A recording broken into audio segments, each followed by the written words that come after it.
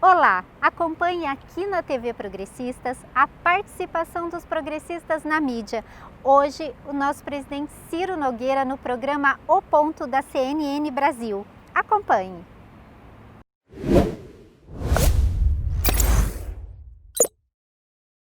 Nós entrevistamos agora o senador pelo Piauí e presidente do Progressistas, o PP, Ciro Nogueira. O PP é o partido que se tornou aliado de primeira hora do governo Jair Bolsonaro. Senador, bem-vindo ao O Ponto. É um prazer estar com vocês. Senador, então eu vou direto ao ponto. O senhor foi o primeiro presidente desse bloco que a gente chama de Centrão a ser chamado pelo presidente Jair Bolsonaro ainda lá em abril para abrir negociações, se aproximar ali com o intuito do presidente de formar uma base parlamentar. Essa aproximação foi coroada com a nomeação de um parlamentar do PP para a liderança do governo na Câmara. Gostaria de ouvir do senhor hoje, o PP é o principal aliado do presidente no Congresso? Eu não vejo o progressista como principal aliado, mas por ser o maior partido desses blocos de centro, é o partido que acaba liderando esse processo, mas tendo a mesma importância de republicanos, dos liberais, né, de Solidariedade, até de partidos que podem ajudar, como democratas, PSD, que é um partido importantíssimo desse bloco. Então, eu acho que é um bloco de partidos que estão ajudando o país na sua governabilidade, a dar estabilidade nesse momento de muita dificuldade mundial, não é só do nosso país, e que tem sido determinante para que o país tenha estabilidade. Senador, por que se aliar ao presidente Jair Bolsonaro? Nós estamos conscientes, nos últimos 30 anos, nada foi feito no Congresso Nacional de forma positiva, que foi aprovado, sem a participação desses partidos de centro. Isso desde o governo Fernando Henrique Cardoso, passando por presidente Lula, por Dilma, em todos os processos e avanços que aconteceram no Congresso Nacional, foi fruto do apoio desses partidos de centro. E esses partidos têm a consciência da importância do momento que nós estamos vivendo, é fundamental nós darmos estabilidade. Temos um presidente que teve muitas polêmicas no início do seu mandato, mas que agora, graças ao apoio desses partidos de centro, nós demos a estabilidade necessária para que o país possa ter a sua retomada do crescimento, passe por esse momento de dificuldade. Senador, mas a que o senhor acredita essa mudança de comportamento do presidente Jair Bolsonaro? O senhor mesmo citou há pouco, né? Dava muitas declarações polêmicas, também não tinha aí esse apoio lá no Congresso. O que, no entendimento do senhor, fez o presidente Jair Bolsonaro mudar de ideia e de postura? O presidente foi eleito com um discurso que não iria negociar com a classe política, mas ele viu que logo com pouco tempo que isso era inviável para governar. Nós temos que ter uma negociação, nenhum partido político foi capaz de fazer O presidente foi eleito com uma maioria muito grande, mas dentro do Congresso elegeu apenas 50 deputados. Nós temos que ter sempre maiorias consistentes. Esses deputados que foram eleitos não tiveram a capacidade de aumentar muito a sua base, e agora eu acho que foi fundamental esse entendimento com o presidente, com esses partidos, que também esse entendimento nosso não é só uma via de mão única, também nós precisamos de apoio do governo federal para levar investimentos, benefícios para a população que a gente representa. Então, essa soma foi muito importante para dar estabilidade ao presidente nesse momento e também esses partidos possam ajudar os seus estados e a população que ele representa. Senador, a principal crítica que se tem a esse tipo de acordo, né, é que ele parte ali de princípios fisiológicos, né? Ou seja, o tal toma lá da cá, o governo abre espaço na administração federais para cargos, em troca vocês dão sustentação política e apoio nas votações. O senhor concorda? Esse é o fundamento, o princípio básico dessa aliança do Palácio do Planalto com o Centrão? Olha, eu acho que 2 pontos já cai por terra essa argumentação. Primeiro, que não tem lugar nenhum do mundo que partidos políticos não façam, que manifestam apoio, que apoiam o governo, não façam parte da administração. Mas esse processo foi um processo diferente. Você pode olhar pelas votações desses partidos de centro. No ano passado, que nós não tínhamos cargos, não tínhamos nenhum tipo de indicação, nós estávamos votando tudo com o governo. Então, não modificou o perfil das votações. Então, não houve esse tomar lá da cá. O que houve foi que o presidente reconheceu que esses partidos estavam sendo importantes, que era importante até para dar estabilidade ao quadro político nacional, ter um apoio mais sólido partidário. O presidente, no início, você se lembra, que acompanha o dia a dia de Brasília, apostou tudo na questão das frentes parlamentares, que não se traduziram em lideranças de apoio mesmo, que pudesse construir uma base popular, uma base parlamentar. E agora acho que coincidiu, o presidente está vivendo seu melhor momento agora, cessaram as declarações muito polêmicas, estamos tendo estabilidade, ninguém fala... Você se lembra que há algum tempo atrás se falava em impeachment, ninguém fala mais disso, nós estamos hoje com um país buscando a sua retomada de crescimento, estabilidade econômica, o presidente pôde implementar as medidas que foram fundamentais, a mais importante dela foi a reforma da Previdência, e isso foi fruto desse trabalho e essa aproximação com os partidos de centro. Esse ponto, senador, eu acho que são duas coisas, né, que andaram em paralelo, mas são diferentes. Uma é o presidente passar a ter um apoio parlamentar, portanto, não só barrar impeachment, mas também conseguir aprovar suas pautas. O outro é a mudança de postura do presidente, de não dar declarações polêmicas, né, não incendiar a esplanada, falar menos com a imprensa.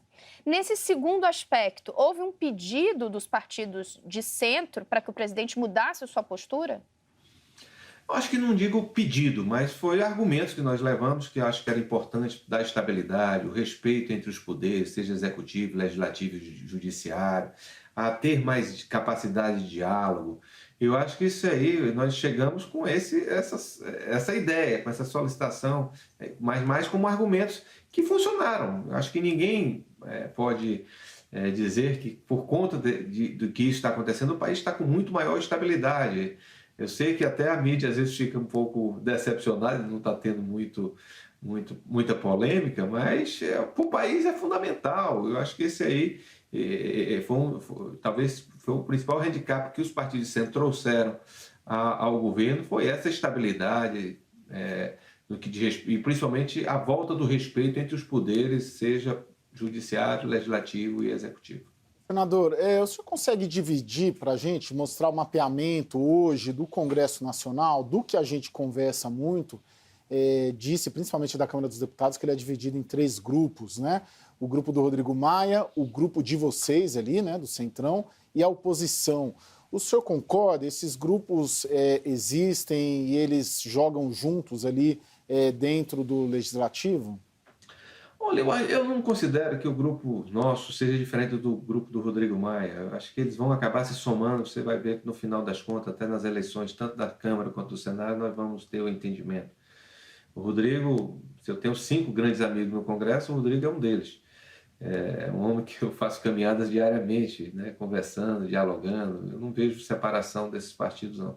Tem um pouco de afastamento do Rodrigo com o presidente em determinado momento, às vezes eles estão mais próximos, às vezes estão mais juntos, mas eu não tenho dúvida que no final das contas nós vamos marchar de forma unificada, até porque o nosso pensamento é o mesmo do que diz respeito ao país, às reformas, ao que nós pretendemos fazer no Congresso Nacional. Eu não tenho dúvida que isso vai ocorrer. E tem um grupo, lógico, dos partidos mais à esquerda, que estão em torno de 100 deputados, que esse, sim, é um grupo diferente, mas que existe um respeito permanente entre a gente e eles. Recentemente, senador, indo aí na linha do que o Caio está questionando, a gente teve, inclusive, essa decisão do MDB e do DEM saírem do blocão, todo mundo correu ali para dizer, olha, foi um bloco só formado para comissão mista de orçamento, mas nos bastidores a indicação de que tinha ali uma simbologia, MDB e DEM querendo se afastar dos partidos que a gente chama do Centrão. Qual é a diferença hoje quando, e o senhor que é exímio conhecedor do Congresso, em termos de bancada, de posicionamento, MDB e DEM, querem pleitear mais ou, de fato, querem seguir um caminho independente? Olha, depende muito do perfil. Eu acho que esses 2 partidos, a grande maioria dos deputados, querem apoiar o governo, tanto no MDB quanto, se você for fazer uma pesquisa lá dentro do MDB, a grande maioria dos deputados votam com o governo. Do Democratas, da mesma forma. Eu acho que essa questão aí do fim desse bloco foi mais uma coisa simbólica do que de efeito prático no Congresso Nacional. Os deputados continuam votando a favor do governo, na sua grande maioria, e eu não tenho dúvida que o que mais une esses partidos não é essas questões de disputa por presidência da Câmara, por exemplo, por liderança, mas a unidade de pensamento, né? Eu acho que são muito semelhantes ao que nós fizemos. Chegou na reforma da Previdência, por exemplo, que é uma coisa que foi muito emblemática, todos nós votamos juntos, e nas medidas que precisam de aprovação, esses partidos têm que ter o diálogo, e está acontecendo. Senador, o senhor falou na sua última resposta sobre uma possível aliança aí, que os partidos do centro, do centrão devem estar, ou pelo menos planejam caminhar juntos aí na eleição para a sucessão da mesa do ano que vem. Isso já vem sendo trabalhado? Essa é a ideia? Não tenha dúvida, isso desde a eleição do presidente Rodrigo Maia, existe esse consenso, nós iremos trabalhar em conjunto. Só que acho que se antecipou um pouco demais essa discussão, até colocando-se alguns nomes, mas pelo que eu tenho conversado com as lideranças, com os presidentes de todos os partidos, e principalmente com o Rodrigo Maia, que é o grande condutor, nós vamos fazer essa escolha em conjunto lá para o mês de novembro, ou no máximo no início de dezembro. Mas eu não tenho dúvida que a gente vai chegar a um nome de consenso. Agora, nesse enredo, apesar do senhor ter dito agora, né, que se antecipou um pouco, o fato é que se antecipou mesmo e muita gente no Congresso fala sobre essa sucessão.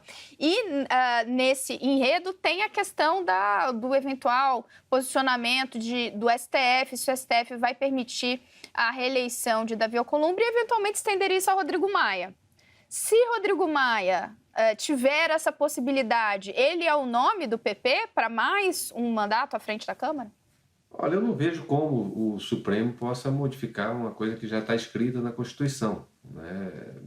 Acho que podemos até discutir isso no Congresso Nacional, mas seria uma usurpação de poder jamais vista na nossa história, uma situação como essa. Acho que, mas é uma situação que pode ser discutida, pode ser aprovada uma PEC que permita a sua reeleição, mas acho muito, e pelo que eu conheço do Supremo, o Supremo tomar para si, fazer uma modificação como essa, de uma coisa que está bem expressa na Constituição, eu acho que isso não vai ocorrer. Nem no caso de Davi Alcolumbre, nem no caso de Rodrigo Maia, ou o senhor entende que Davi Alcolumbre é diferente? Não, o caso do Davi é um caso um pouco diferente, porque o caso do Davi existe uma dúvida na própria Constituição, né? Porque é por conta do mandato de 8 anos, aí eu acho que aí o Supremo pode se manifestar. Mas no caso da Câmara é um caso muito claro, já se tentou uma PEC, né? Não sei se lembra, naquele tempo do João Paulo, tentou se aprovar uma PEC e foi rejeitado. Eu acho que aí teria que ser uma decisão do Congresso Nacional. Senador, o senhor acompanhou bem aí, acompanha bem Brasília. O que aconteceu de diferente nessa legislatura, para a legislatura passada, principalmente, quanto às conduções do processo de impeachment, né? A gente sabe que, no caso da Dilma, por exemplo, que vocês eram base também, até um certo instante, evidentemente, o processo político nasceu e foi liderado pelo Congresso Nacional. Nessa legislatura, o Congresso Nacional foi o primeiro dos poderes ali, ou dos players ali da política brasileira, a rejeitar, a embarrear, a dizer que não interessava ao universo político, especialmente ao Congresso, que o impeachment do presidente Jair Bolsonaro avançasse. Eu queria que o senhor fizesse um paralelo, o que aconteceu aqui que não aconteceu lá, o que o Bolsonaro tinha ou tem, que a Dilma não tinha, as circunstâncias distintas, comparar esses dois processos. Olha, apesar de a palavra final ser do Congresso Nacional, no que diz respeito ao afastamento de presidente, quem tira e bota presidente é o povo, né? A Dilma perdeu o processo de impeachment com a população, ela tinha menos de 10% de aprovação popular na época que aconteceu o seu impeachment. O Bolsonaro no seu pior momento, chegou a 30%. Eu costumo dizer, e isso é um consenso dentro do Congresso Nacional, que jamais vai se tirar um presidente que tenha no mínimo 30% de apoio popular. O país entraria em colapso e a população não aceitaria, né? Principalmente que o eleitor do Bolsonaro é o eleitor jamais visto na história do nosso país tão apaixonado como ele. Então, eu costumo dizer que quem tira e bota presidente é o apoio popular, né? Primeiro é isso, é o primeiro ponto, né? Para se iniciar um processo, né? E o Bolsonaro nunca deixou de ter apoio popular no nosso país. A Dilma foi uma das presidentes mais impopulares de nossa história quando aconteceu o processo de impeachment. Interessante, senador, o senhor falou agora, né? O eleitor de Bolsonaro é o mais apaixonado que já se viu. Tem uma questão, é um percentual, esses 30% de apoio que resistem, né? Outra questão é o senhor falou, né? Mais apaixonado já visto. O senhor vê hoje o eleitor de Bolsonaro mais próximo dele, mais identificado com ele do que vimos, por exemplo, o eleitor de Lula? Eu acho que são parecidos, né, no que diz respeito à identificação. Porque o que é que eu sempre digo? Qual é a diferença do eleitor do Lula, do Bolsonaro, o eleitor de outros, do Dória, por exemplo, do Ciro ou do Pedro? Que o eleitor, quando olha para o Lula, que eu olhava para o Lula, ele se identifica, não, ali ele foi um de nós aqui, um do povão que chegou lá. O Bolsonaro tem um pouco disso, ele tem um pouco disso aí pela forma simples de falar, espontânea, verdadeira do que fala. As pessoas têm essa identificação. A pessoa olha para o Dória, não, o Dória é um cara competente, um cara sério, mas não se olha ali, é um de nós. Né? Até para mim mesmo, senador Ciro aqui, as pessoas olham para mim com admiração, achando que eu posso ser uma pessoa que tenha fazendo um bom trabalho, mas também não tem essa identificação. Então, o Bolsonaro e o Lula têm um pouco disso. Por isso que está acontecendo esse fenômeno no próprio Nordeste de identificação com o Bolsonaro. As últimas pesquisas que eu vejo lá no Nordeste, o Bolsonaro já está disparado na frente lá no Nordeste. Eu não tenho dúvida que nós vamos chegar, e vocês podem me cobrar isso depois, que o Bolsonaro está substituindo o Lula no coração dos nordestinos, das pessoas mais simples. Então, esse é um fenômeno que está acontecendo no país. E a que se deve isso? Ao auxílio emergencial ou a esse estilo que o senhor coloca de falar com simplicidade, numa linguagem que a maioria da população se identifica? Porque, principalmente no Nordeste, né, que é a sua região, o senhor é do Piauí, o que está acontecendo no Nordeste?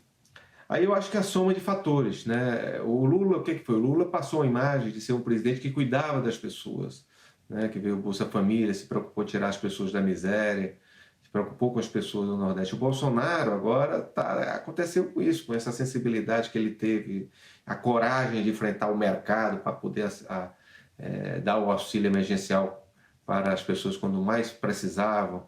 Ele também passou a imagem de um presidente que se preocupou em cuidar das pessoas. Então, ele criou essa identificação.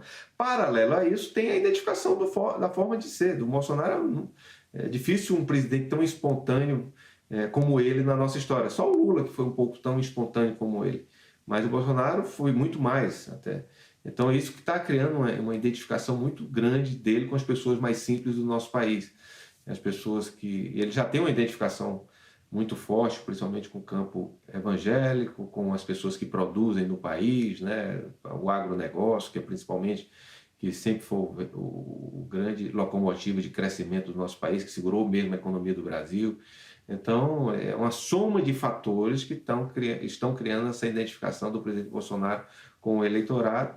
E as últimas pesquisas de opinião que vocês viram, ele ganhando no primeiro turno de todos os candidatos, e um crescimento muito consistente. Eu não tenho nem dúvida que nós vamos chegar a um ponto do Bolsonaro ganhar as eleições no primeiro turno nessa próxima eleição. Se você hoje conversa com as pessoas em Brasília, 90% das pessoas não tem mais dúvida da sua reeleição. Estou falando dos políticos, né? Então, esse sentimento hoje, né, principalmente se o Brasil agora voltar ao seu crescimento, como tudo leva a crer que vai acontecer, é uma liderança fortíssima que está sendo muito importante nesse momento difícil que o país está vivendo, essa perspectiva que ele nos dá. O senador, isso ajuda vocês também a embarcarem, né? Não tenho dúvida, mas agora vamos ser justos, tá, Gaio? Nós embarcamos quando isso não estava bem claro, né? Ele não estava com esses índices de popularidade, ele não tinha conquistado o Nordeste. Eu, quando apoiei o Bolsonaro, ele tinha 70% de rejeição no meu estado, né? Minhas pesquisas, às vezes, são colocadas meu nome para o governo do estado, eu tenho mais de 50% de intenção de voto. O Bolsonaro, na época, tinha 12%, 13%, 15%. Então, não venham dizer que eu estou embarcando na onda do Bolsonaro no estado, não. Coincidentemente, graças a Deus, eu fico feliz, nem nos meus melhores sonhos isso estaria acontecendo. Graças a Deus está acontecendo. Mas está somando e está sendo muito bom estar ao lado dele. Você imaginar que eu chegaria no Piauí como eu cheguei há 20 dias atrás na nossa ação Raib Nonato, e aquela loucura que só o Lula que foi recebido daquela forma lá, e olhe lá, é muito importante, é muito bom, e por isso que o presidente está querendo ir toda hora para o Nordeste agora, pela forma como ele está sendo recebido. Ele tem uma vontade muito grande de ter esse contato popular.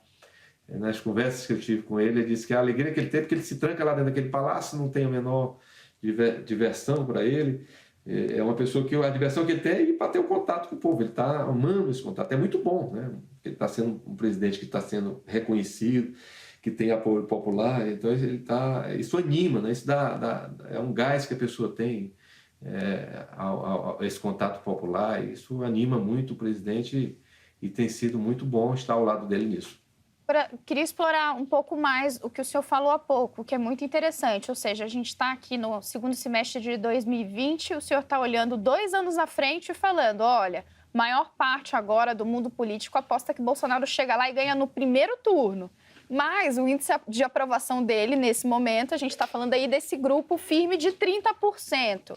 O que leva o que dá esse impulso a Bolsonaro nos próximos 2 anos? É o fato de não haver um rival à sua altura, alguém com apelo popular? É o fato de que Bolsonaro já entendeu que um colchão social, um programa de auxílio tem poder de trazer a população para perto? O que acontece nesses 2 anos? Olha, nós temos três segmentos no quadro político: a esquerda, o centro e a direita. O Bolsonaro está conseguindo agora atrair o centro todo para ele. A esquerda, hoje no país, ela é muito dependente do presidente Lula, né, da perspectiva. E a gente não vê a menor perspectiva do Lula, ou juridicamente ser candidato, ou até se for, ele não tem mais a vontade que tinha no passado, até por conta da idade, do que ele já sofreu. Ele não se vende mais. O PT, que na própria eleição passada, que eu acompanhei muito de perto, ele vendia que era o Lula no início, que era o candidato, depois tentou transferir-se aquilo urgentemente para o Haddad, sem sucesso, mas não tem a perspectiva da esquerda de ter um nome viável, de ganhar a eleição, né? Eu acho que o Bolsonaro, com essa aproximação com o centro, nós temos o centro e a direita, que ele já tem, é um candidato completamente imbatível. Agora, senador, pegando ali pontos frágeis, questionáveis desse governo, questão ambiental, a condução na pandemia, né, a falta ali de uma coordenação nacional para tocar o país nessa pandemia, a própria questão no Ministério da Educação, né, que foi só recentemente resolvida, para ficar em 3 pontos ali que são questionáveis, né, e pontos frágeis da atual gestão. Não dá um incômodo, ou um questionamento de vocês chegam a levar críticas ao governo, principalmente nesses 3 pontos que eu coloco, e outros também, a gente pode falar de vários pontos frágeis e sensíveis desse governo, que com dificuldades claras de avançar. A própria área social, até a pandemia, era uma área que patinava, né? O governo não tinha uma marca social até então, né? Veio a pandemia e isso acabou sendo gerado por causa da pandemia. Não incomoda? Não tem pontos ali, vários pontos ali deste governo que incomodam o fato de um embarque assim tão solto e direto como que vocês estão fazendo? Eu acho que o maior problema, às vezes, é a questão de comunicação e também um excesso de má vontade da mídia, na grande mídia, às vezes, com o presidente, né? Alguns temas, a mídia fica batendo, mesmo que quando não é verdade, às vezes se torna verdade, né? Então, existe uma má vontade que nenhum presidente enfrentou na história desse país, o que ele enfrentou, né? Uma coisa assim, até psicótica às vezes. Não era isso que Lula dizia também, senador? Não, mas não é diferente agora, né?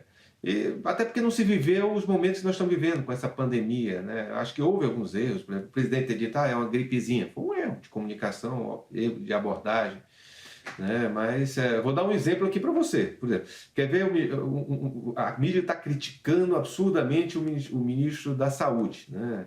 Que é um general, que é interino. Nós nunca tivemos um ministro tão bom como esse agora. Se esse ministro estivesse aí desde o início, eu vivi isso aqui, o que aconteceu de liberações, de gestão nos últimos tempos, não dá nem para comparar com a gestão do Mandetta. O Mandetta passava o dia todo na televisão dando entrevista, passava eu me lembro, aquela mesa ali que tinha passado a tarde toda dando entrevista, e gestão foi praticamente zero, não aconteceu nada nos estados. O que aconteceu no meu Piauí, por exemplo, nós devemos 100% ao trabalho do ministro Pazuello, que tem sido um excelente ministro, fantástico a sua gestão.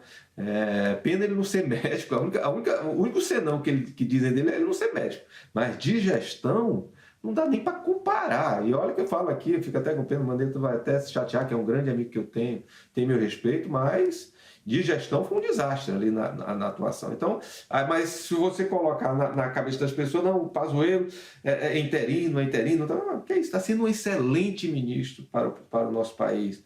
A gestão ambiental tem problemas de comunicação, muitas coisas. Teve aquela gravação que absurdamente foi vazada. Aquilo foi um absurdo se vazar aquela gravação lá de uma reunião ministerial.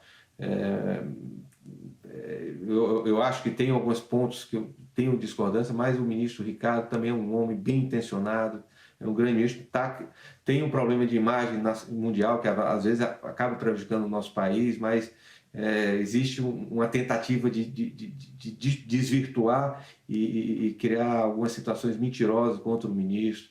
Então, são algumas situações que são criadas ao longo do tempo, mas é por conta de ser o presidente Bolsonaro. Se fosse um outro presidente, não estaria acontecendo, porque é um homem que está sendo combatido de todas as formas para tentar inviabilizar o seu governo, e grande parte por conta de um poderio da mídia que quer tirar todas as conquistas e a boa vontade e a seriedade do presidente. Eu volto aqui na comparação com Lula e explico por quê. Lula dizia que a imprensa era o maior partido de oposição.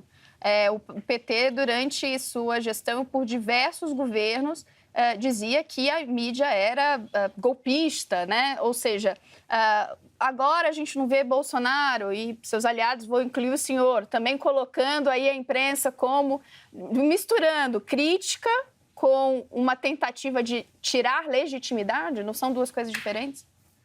Olha, eu acho que o papel da imprensa é fundamental na transparência, na crítica, na fiscalização, né? Mas às vezes fica um certo exagero, uma coisa meio psicótica de querer denigrar a imagem do presidente, de algumas ações que não são tão importantes para o país, tá certo? Eu acho que é uma coisa psicótica isso. Vou dar um caso aqui, esse caso do Queiroz. O que isso é importante para o país, gente? Uma coisa aconteceu na Assembleia do Rio de Janeiro, 90% do noticiário só se fala nisso. O que isso é importante para o dia a dia do país? Então, essas situações, né? Aí fica 20 minutos. Você pega alguns telejornais, 90% do tempo que se perde é com isso. Qual a importância isso para o país? Tem temas muito mais importantes, as reformas que estão no Congresso, algumas situações, o próprio combate da pandemia. Então, são essas coisas que, às vezes, a mídia, eu acho que o Lula aconteceu um pouco isso, eu me lembro que ele reclamava, mas como acontece com o presidente Bolsonaro, é uma verdadeira psicose. Mas no caso do Fabrício Queiroz, a gente está falando de uma investigação. Quero ouvi-lo sobre esse ponto importante mesmo. No caso de Fabrício Queiroz, a gente está falando de uma investigação que tem, por um lado, né, saber se houve desvio de recursos, né, o esquema de rachadinha, ou seja, se Fabrício Queiroz, que era amigo do presidente, mas ali lotado no gabinete do senador Flávio Bolsonaro, operava, né, pegava de volta salário de pessoas, funcionários do gabinete, e também, no caso de Fabrício Queiroz, há ali uma investigação, uma linha de investigação de ligação dele com milícias no Rio. O senhor não considera importante entender o que aconteceu ali? Não, para a dimensão que é dada pela mídia, me perdoe, não estou dizendo que não tem importância, qualquer tipo de investigação, qualquer tipo de denúncia tem que ser investigado, seriamente, os responsáveis punidos exemplarmente. Não estou falando, mas a dimensão que foi dada no país, pelo amor de Deus, é um assunto que virou uma psicose em alguns meios de comunicação, e único e exclusivamente para atingir o presidente. Senador, só fazendo uma colocação aqui, a questão do Queiroz, a imprensa fica muito em cima, evidentemente, porque o que se trata é de desvio de uma possível linha de investigação de desvio de recurso público para pagamento de despesas pessoais da família presidencial. Essa é uma linha de investigação e por isso que a gente fica em cima, né, cumprindo nosso dever. Minha pergunta, senador, para o senhor sobre os bolsonaristas. Falando de outra investigação que transcorre também, para além dessa do Queiroz, que é importante, essas investigações que correm no Supremo Tribunal Federal e principalmente as dos chamados atos antidemocráticos que investigam basicamente os bolsonaristas. Depois que vocês, conforme vocês do centro, do centrão foram entrando no governo, esse pessoal foi sendo escanteado. Isso foi delimitado, acordado? Como que o senhor observa os bolsonaristas? Eu digo os bolsonaristas raiz, os bolsonaristas que estão lá com o presidente desde antes da eleição dele, porque parece que eles foram sendo, conforme vocês foram chegando, eles foram perdendo poder cada vez mais. Olha, o que a gente buscou desde o início é estabilidade, né? Nessa época que você está citando, era instabilidade todos os dias, né? Era confusão, confronto com o Supremo, confronto com o Congresso. Eu acho que se criou agora mais, cara, foi bom senso. Nós virarmos essa página e tratarmos os assuntos que realmente se precisa, que são as reformas, o que acontece no Congresso Nacional, as verdadeiras discussões para a nossa retomada econômica, do que estar falando de fechamento de Congresso, fechamento de Supremo, coisas que nossa democracia jamais vai acontecer nos dias de hoje. O Brasil jamais vai viver mais uma ditadura. É um país continental hoje, com os meios de comunicação, com a forma de se denunciar qualquer tipo de autoritarismo. Isso é impossível de acontecer num país continental como o nosso. Então, acho que o que a gente fez mesmo foi tentar levar a nossa ideia, a nossa vontade de tratar realmente os temas que o país precisa, né? Que são as reformas, a nossa retomada econômica, nós criarmos os mecanismos para que o país volte a crescer. Isso é que é o mais importante. O senhor falou do debate que teve, não faz muito, né? A gente está agora vivendo um ambiente político diferente, mas, de fato, se falou muito sobre se havia ali um risco de ruptura institucional. O senhor falou há pouco, fechamento do Congresso, do STF. O senhor entende que esse risco nunca existiu ou que ele agora está afastado? Nunca existiu, nunca existiu, nunca existiu. Ninguém sério nesse país, ninguém que tem um pouco de conhecimento de Brasília imaginava isso. Isso aí era mais... Tanto as pessoas que queriam atacar essas pessoas que faziam esses gato pingado que às vezes ficavam ali na frente do Congresso, do que vontade popular, vontade do próprio presidente. O presidente nunca manifestou nenhum tipo disso, de vontade quanto a isso. Ninguém levou a sério isso, do meu ponto de vista. Acho que a certa altura o presidente usou ali a origem militar e a proximidade que ele tem com os militares para, pelo menos, vamos dizer assim, entre aspas, ameaçar, utilizar essa interligação que ele tem com as Forças Armadas para sinalizar, talvez, essa possibilidade, sem o respaldo, isso fique bem claro, das Forças Armadas? E que ele não viu, que ele não teria esse apoio. Cara, porque primeiro que ele ganhou no voto, sem apoio de ninguém, não tinham 5, 6 deputados ao seu lado, só fazendo a campanha mais barata da história que um presidente já teve, a forma de se comunicar que ele mudou, vai precisar de golpe militar. Se ele tem um povo do lado dele, se ele ganhou a eleição sem ser... Imagine uma reeleição, que é muito mais fácil, muito mais viável, né? Eu não vi isso em momento nenhum, a vontade do presidente de quebrar qualquer preceito constitucional e o que está acontecendo hoje, né? Não vi nenhuma manifestação de ameaça com os militares, de jeito nenhum. Eu não senti isso, eu que já tenho mais da metade da minha vida em Brasília, como congressista, eu não senti isso em momento nenhum, qualquer perigo para a nossa democracia. Senador, eu gostaria de retomar aqui essa linha do tempo da aproximação do seu partido com o governo. Falamos já, acho que do novo líder, né, deputado Ricardo Barros, mas queria retomar o momento em que o Progressistas decidiu que ia conversar mesmo com Jair Bolsonaro e entrar para a base. Naquele momento, ali em abril, havia ainda muita desconfiança se Bolsonaro ia, de fato, manter a sua postura, a sua palavra, se ele ia cumprir os acordos. O que a gente viu nas semanas seguintes foi o PP podendo indicar cargos no FNDE, em outros órgãos, na Codevasf. Essa dúvida sobre o comportamento de Jair Bolsonaro, ela já se dissipou? Agora o PP se vê ao lado do presidente de forma definitiva? Não, primeiro, quando eu falei naquela outra pergunta, foi uma construção que foi feita, que nós apoiamos o governo em todas as votações antes de questão de cargos. Porque essa questão de cargos, às vezes, é até um certo preconceito contra os partidos de centro. Você citou aí, o FNDE.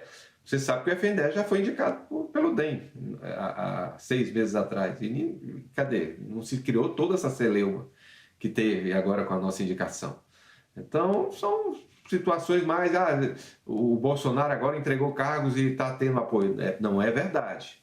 Vocês veem que nós apoiamos, principalmente no momento difícil, que é a questão da reforma da Previdência, que mexe com muitos interesses, com conquistas, que a grande parte do funcionalismo foi prejudicada em algumas situações que vão ter que trabalhar mais. Então, nós começamos a votar muito antes dessa questão de cargo. O progressista, o PSD, o PR, o PL, todos os partidos que têm cargos hoje no governo, não estão no governo por conta de questão de cargo. Quem diz isso está cometendo uma grande injustiça. Senador, o senhor estava falando de agenda. Eu queria saber do senhor se o seu partido, o seu grupo político apoia ainda neste semestre privatizações e reforma administrativa.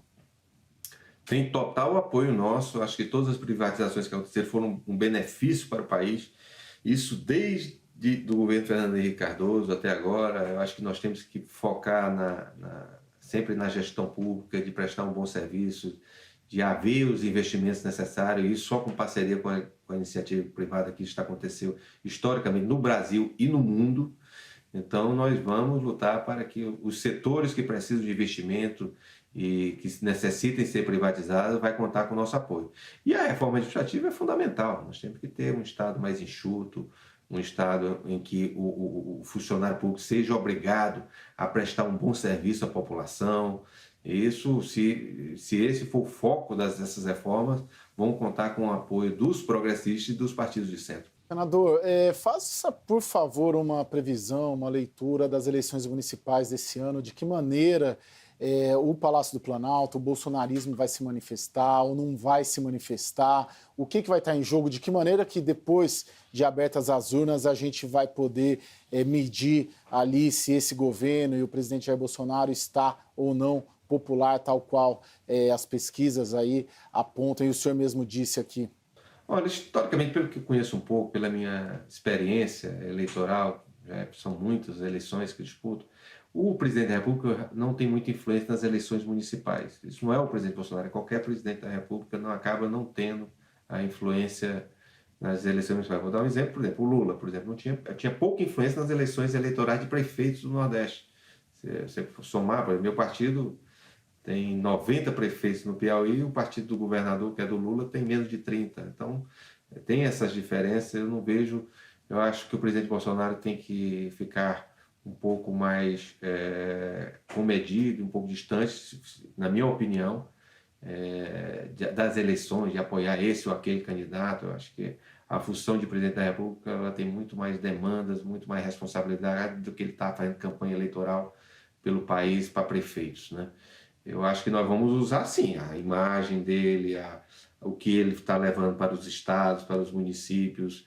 Isso é importante, esses candidatos que vão sair na defesa dele, sua ligação pelo que ele defende. Eu acho que esses vão ter muito benefício, quem está ao lado do presidente Bolsonaro defendendo as suas teses e o seu governo, do que o presidente ele mesmo se envolver nas eleições diretamente. Entendi. Agora, então, Bolsonaro, na sua leitura, na sua avaliação, será um cabo eleitoral? Eu não digo a pessoa física dele, vamos dizer assim, a pessoa jurídica, né? O governo, vocês vão vender, vocês vão apresentar o governo nas eleições municipais. É um bom garoto propaganda ali, o presidente?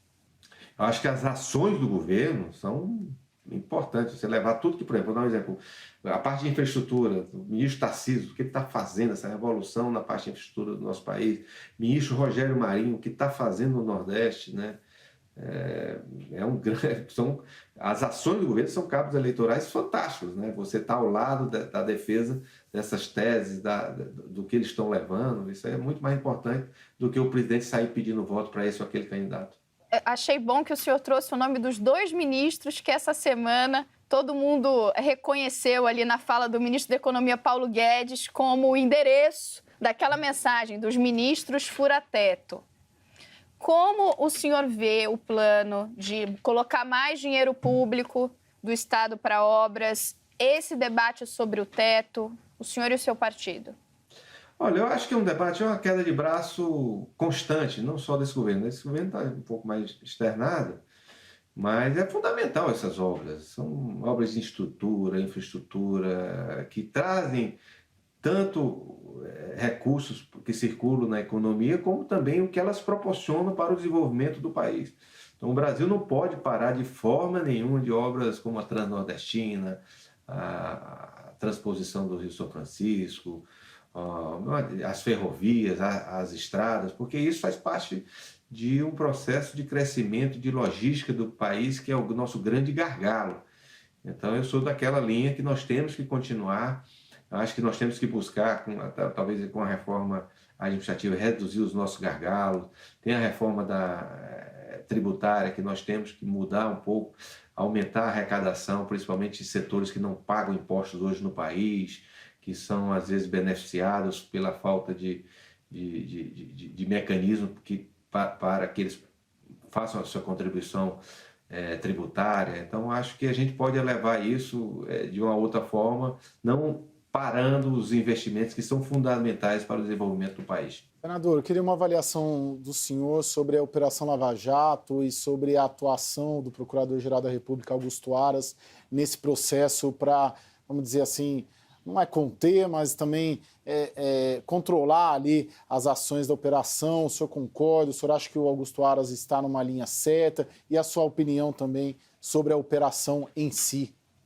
Olha, a Operação Lava Jato foi a operação mais importante da história do nosso país de combate à corrupção. Mas nada está acima da lei, né? Eu acho que o procurador está mais do que certo de tornar transparente. Ele é o procurador-geral, né? Qualquer outra operação tem que estar subordinada ao procurador. Eu não vi nenhuma ação do procurador para impedir investigação. Ela só quer ter controle para saber se as coisas estão sendo feitas corretamente, se não está tendo desvio de conduta, se não está tendo abuso. Isso aí é fundamental. Ninguém nesse país pode estar acima da lei e da nossa Constituição. Eu acho que o doutor Augusto Aras está mais do que certo. Eu não vejo ninguém combater os seus atos, apenas mediaticamente, está tentando controlar a Lava Jato. Não tem nada disso. Ele está querendo que as coisas sejam feitas da forma correta, até para que todos os responsáveis não possam arguir qualquer tipo de perseguição, qualquer tipo de mal feito para escapar, como você vê o caso aí agora, né? Talvez as ações contra o presidente Lula sejam anuladas por suspeição e erros de conduta na condução. Então, são essas situações que eu acho que ficam bem claras e eu acho que o procurador Augusto Aras está mais do que certo. Como o Caio trouxe o tema Lava Jato, vou trazer aqui o tema Sérgio Moro. Sérgio Moro era visto ali como um super ministro, todo mundo olhava, olha, se ele deixar o governo, esse governo está ali em maus lençóis. Bem, ele saiu atirando, o governo está de pé, aliás, com uma nova base parlamentar, popularidade do presidente mantida. Quando se olha hoje, quando o senhor olha para Paulo Guedes, que aí é o outro superministro que se aponta, é a mesma situação ou é diferente? Se Paulo Guedes sair, o governo tem um problema? Olha, o ministro Paulo Guedes é um grande ministro, se Deus quiser vai continuar à frente no cargo, mas todo mundo é mortal, quer dizer que se o Paulo Guedes morrer hoje, se Deus me livre de que isso ocorra, aí o país fecha? Não, acho que as pessoas não são substituídas. Você falou do Sérgio Moro, não é que o governo está mais forte hoje do que no tempo dele. Então, por aí você tira, né? Nós temos um presidente mais popular hoje que na época dele. Então, eu acho que ninguém é insubstituível, nem pode. Nós temos que ter o foco do comando é do presidente da República, as diretrizes é do presidente da República, e ou com o Moro, ou sem o Moro, ou com Guedes, ou sem Guedes, o país tem que continuar. E nós temos nomes maravilhosos nas mais diversas áreas do país. Ninguém é insubstituível no nosso país, graças a Deus. Nós temos grandes quadros que podem substituir a qualquer momento as pessoas que têm que sair e entrar de governo. E isso é fundamental para que o país tenha uma estabilidade e um norte que isso ocorra, né? Então, eu não vejo como isso acontecer, mas que eu tenho certeza que o nosso ministro Paulo Guedes vai continuar do comando da economia, porque está indo muito bem. Senador, o Sérgio Moro é um técnico ou é um político? O Sérgio Moro é um político, né? Um candidato, né? Isso ficou bem claro. Agora, a mesma forma como ele saiu, a forma antiética que ele saiu do governo, isso ficou bem claro que ele tem um projeto político que vai ser analisado pela população daqui a 2 anos. O senhor acha que o adversário em potencial do presidente Jair Bolsonaro sai desse campo da direita, da centro-direita, ou pode ser que saia da esquerda novamente, como foi em 2018 com Fernando Haddad? Não tenho dúvida que sai da esquerda. Difícil hoje que o Ciro tem uma força muito grande e o PT não tem nome nenhum hoje viável, né? Mas vai sair de uns dois, eu acredito até que eles se juntem no futuro. O segundo colocado é da esquerda. Porque tem uma leitura grande de que a direita pode brotar aí um adversário do Bolsonaro pela direita, né? Pela centro-direita, seja o governador de São Paulo, João Dória, seja o Sérgio Moro. O senhor acha que não está nesse campo o inimigo de vocês, no caso, né? Eu não digo inimigo, adversário. Eu acho que vai vir da esquerda. Fatalmente, é difícil alguém crescer nesse campo da direita e do centro hoje no país com um presidente tão bem avaliado. Eu acho que fatalmente vai vir da esquerda. Senador, quero trazer aqui essa escolha do novo líder do governo na Câmara, ou seja, saiu o deputado Major Vitor Hugo, muito próximo ao presidente Jair Bolsonaro, tinha ali confiança dele e entrou Ricardo Barros, do PP. Por que a escolha de Ricardo Barros e o que isso representa para a articulação política? Olha, eu já tenho 26 anos de vida pública. Poucas pessoas são tão determinadas, competentes e que têm a capacidade de articular quanto o Ricardo. O Ricardo é uma pessoa que começa a trabalhar às 5 da manhã e vai dormir às 2, 3 horas da manhã. Impressionante a sua capacidade de trabalho, o seu conhecimento do Congresso Nacional nas mais diversas áreas, seja regimento, seja orçamento, a legislação, o dia a dia. Então, é uma pessoa que você vai ver nos próximos embates que vai ter no Congresso Nacional, o seu poder de articulação fantástico. O governo vai ganhar muito. O Major Vitor Hugo era um grande parlamentar, uma pessoa muito próxima ao presidente, mas não tinha o poder de articulação e nem o respeito de todos os partidos da casa, seja da esquerda, da própria esquerda, quanto dos partidos mais próximos ao presidente da República na sua base de sustentação. Agora, senador, isso de certa maneira já coroa aí o PP como talvez, né, a Renata já falou isso, o partido central ali, né, nessa base parlamentar. Há interesse, isso é um pouco de apuração também, há interesse de trazer o presidente Jair Bolsonaro de volta ao PP, que era o partido porque ele já passou? Olha, todos esses partidos sonham com o presidente nos seus quadros. Isso aí eu não entendo, não vou negar para você que não. Como eu disse para o próprio presidente, ninguém se perde no caminho de casa. Mas, fatalmente, o foco do presidente partidário é a criação do Aliança.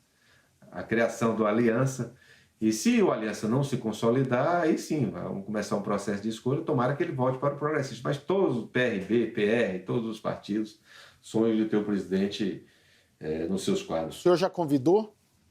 Isso aí é um eterno convidado. Eu acho que ele nunca devia ter saído. Não deu ciumeira ali no Centrão, senador, a escolha do líder do PP, porque a gente fala Centrão, até para quem está nos acompanhando aqui, é um nome que ficou conhecido desse bloco de partidos de centro, importantes, especialmente na Câmara dos Deputados, mas que cada um ali tem vida própria, suas lideranças fortes, os caciques, como a gente chama. Não deu ciumeira? Olha, juro por Deus, as pessoas que podem até me desmentir, os outros presidentes de partido, talvez eu tenha sido o último presidente a se manifestar pelo Ricardo. O Ricardo foi uma escolha de todos os presidentes de partido, foi sugestão de todos os presidentes de partidos que estão hoje na base do presidente Bolsonaro. Existe uma identificação muito grande dele com o próprio presidente, ele se aproximou, era vice-líder, o presidente já tinha essa vontade já de muito tempo, isso eu sei, mas isso foi uma escolha, não foi do progressista. Se eu lhe dou minha palavra, e todos os presidentes que estão nos assistindo são prova disso, foi uma escolha de todos os presidentes de partido, o nome do deputado Ricardo Barros. Senador, Arthur Lira, líder do PP, líder desse bloco na Câmara, é o candidato preferencial do partido e do Centrão para suceder Rodrigo Maia. Fala-se também do Aguinaldo Ribeiro, que também é do seu partido. Como que o senhor vê os dois aí colocados nesse jogo? São dois excelentes nomes, que podem sim ser presidente da Câmara. O Arthur é uma pessoa de uma capacidade de trabalho, de uma imagem de ser um homem de palavra. Arthur, com certeza, dentro da Câmara, o seu grande handicap é ser um homem de palavra, trabalhador, focado, leal. O Agnaldo também é um grande quadro, preparadíssimo nas missões que sempre se colocou. Mas nós temos outros nomes também, tem o Marcos Pereira, que foi colocado, tem outros membros de outros partidos aí que estão colocando seus nomes. É uma discussão que nós só vamos fazer no final do ano. Existe, não vou negar que eu tenho um sonho de que seja um nome progressista. Vou trabalhar aqui para que isso ocorra e tem uma chance muito grande que isso ocorra, né? Mas é uma discussão que, quanto mais a gente puder protelar, é melhor para o Congresso, para o país e para o governo. Senador, recentemente o governador do Piauí, estado do senhor, Wellington Dias, decidiu romper com o senhor. Como é que o senhor recebeu essa notícia e a que o senhor acredita esse movimento? Não, com tristeza, né? Eu não tenho identificação com o Wellington ideológica, né? A gente tem um projeto para o estado do Piauí e ele demonstrou que tem um projeto de partido apenas, né? Porque a mesma aproximação, você sabe, que eu tinha com o governo anterior com o Temer. Agora, pelo fato do Temer não ter nenhuma perspectiva eleitoral, não tinha problema. Agora eu me aproximei do Bolsonaro para ajudar o meu estado, e estou ajudando como nunca o Piauí, aí ele resolveu romper comigo. Então, você vê que é uma questão eleitoral apenas. Demonstrou que está com muito medo do crescimento do presidente Bolsonaro no nosso estado do Piauí. O Bolsonaro já lidera todas as pesquisas lá no estado do Piauí. E isso, como o progressista vai ter candidato a governador no estado do Piauí, criou um medo muito grande no governador e ele cometeu esse erro. Para o estado do Piauí é muito ruim essa divisão, mas nós temos que respeitar a sua decisão. Agora aqui no estado, vocês são um pouco, aqui no estado de São Paulo, perdão, que é onde eu me encontro, vocês são, o partido aliado, né, salvo engano, do governo paulista, né, do governador João Dória. Como que fica? Porque o João Dória também é colocado como hoje um dos principais adversários aí até para 2022 do presidente Jair Bolsonaro. Como que vocês ficam aí sendo aliados de um adversário regional aqui no estado de São Paulo, mas sendo aliados em Brasília? Nós temos que respeitar as questões locais. Os progressistas sempre liberam e dão autonomia para os diretórios estaduais fazer a sua escolha. Eu mesmo era aliado do PT, do Piauí. A Bahia, nós temos o vice-governador João Leão, que é aliado do governador da Bahia, que é do PT. Então, agora, hoje, não vou negar que hoje mais de 90% do partido, se tivesse uma eleição hoje, marcharia com o presidente Bolsonaro, apesar de nós liberarmos os estados. Então, existe essa... Não é só o progressista que é aliado do Dória, né? O PR, o PRB, todos esses partidos de centro, o PSD, todos os partidos são aliados do Dória. Mas na questão local, na questão nacional, não tenho dúvida que que eles votarão no presidente Bolsonaro. Essa é a minha perspectiva. A gente já está chegando aqui no finalzinho, mas eu não quero deixar de trazer o tema da pandemia para a nossa conversa, né? Nós temos aí um número assustador de casos no Brasil, infelizmente, muito grande. O senhor, né, acabou também recebendo o diagnóstico da Covid-19. Felizmente está bem, mas a gente tem aí um número que já passou de 100 mil mortos por essa doença. O senhor, no início da nossa conversa, elogiou bastante a atuação do general Eduardo Pazuello. Queria seu diagnóstico mais amplo. Por que chegamos até aqui com esse número tão triste, essa marca tão grande? Olha, primeiro pela quantidade de pessoas, né? Nós temos aqui, esse país, acho que teve alguns erros de todo o quadro político, até de levado essa pandemia. Nós não estávamos estruturados para enfrentamento disso aí. No início faltou muito equipamento, faltou material de higiene, material de combate, máscaras, o material que os próprios enfermeiros usam no combate à pandemia. Não, o país e o mundo inteiro não estava preparado, né? Mas também pela quantidade muito grande de pessoas que nós temos, até às vezes alguns problemas que nós temos de fazer isolamento, né? Da grande parte das pessoas não tem capacidade de isolamento, não tem, porque as pessoas moram em pequenas casas que às vezes moram 6, 7, 8, 10 pessoas na mesma residência, não tem como fazer o isolamento. Então, nós temos mais diversos fatores. Eu acho que países grandes estão sofrendo. Eu acho que o grande diferencial foi apenas a China. A Índia está sofrendo um problema sério, os Estados Unidos estão sofrendo. Eu acho que o grande obstáculo, às vezes, de alguns países é que por exemplo, a China, você não sabe quantas pessoas realmente foram cometidas, mas eles tiveram, até pela sua capacidade de evitar o trânsito das pessoas, né? Porque lá não é uma democracia aberta. Eu acho que esse foi um dos maiores problemas do nosso país, que fatalmente aconteceram, né? Infelizmente aconteceram. Mas eu acho que o que aconteceu mesmo, nós não estávamos preparados para um problema tão grave que ninguém imaginava que fosse tão grande. Senador Ciro Nogueira, agradeço muito a sua participação aqui no O Ponto. Obrigada pela entrevista. Eu adorei a entrevista, foi muito bom poder debater os problemas do país, do meu estado, com vocês, de uma forma tão inteligente. Muito obrigado pela participação.